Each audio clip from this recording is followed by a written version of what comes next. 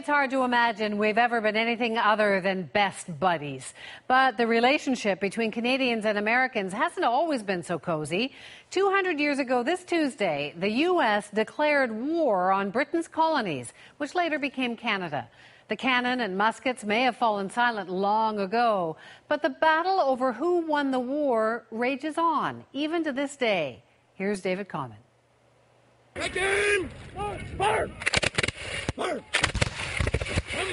Through the smoke of a reenactment, the war lives on. Down here, south of the border, this is the forgotten conflict, not the great victory of the American Revolution, not divisive like the Civil War.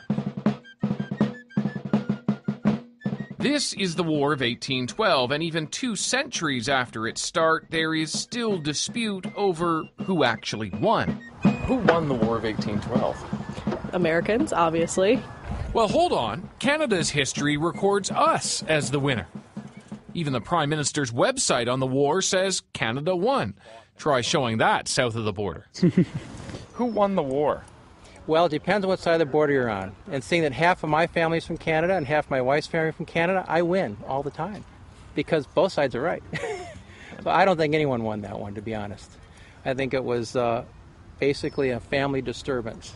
The Dragoons headed up. Indeed, prior to the fight, even the 2 sides' armies were friendly. The officers at Detroit and the officers at Malden would oftentimes cross the river. They'd host dinner parties for each side. They're, pretty tight.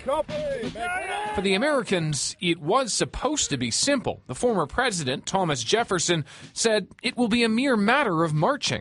They believed the enemy was weak and the war would be over quickly, even sending out leaflets to French Canadians. You have been conquered into liberty. It wasn't so easy. Why the disparity in history with both sides claiming victory? Do you really want to be known as a loser?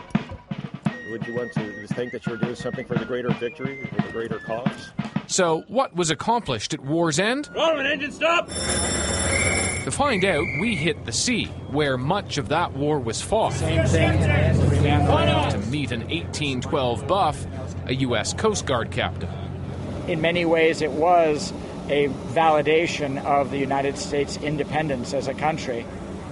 And certainly, I think Canada was a big winner in it too, because it finally established where the borders were going to be and set the path ahead for Canada, that this was going to remain a domain of Great Britain and eventually get her own independence.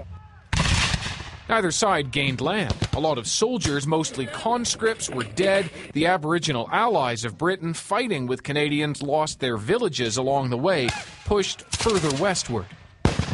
In this battle scene, the Americans lose, some taken prisoner, others rushed to retreat, after being attacked by British loyalists and allied natives.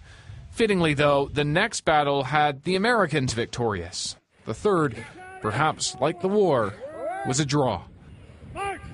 David Common, CBC News at Fort Meigs in Ohio.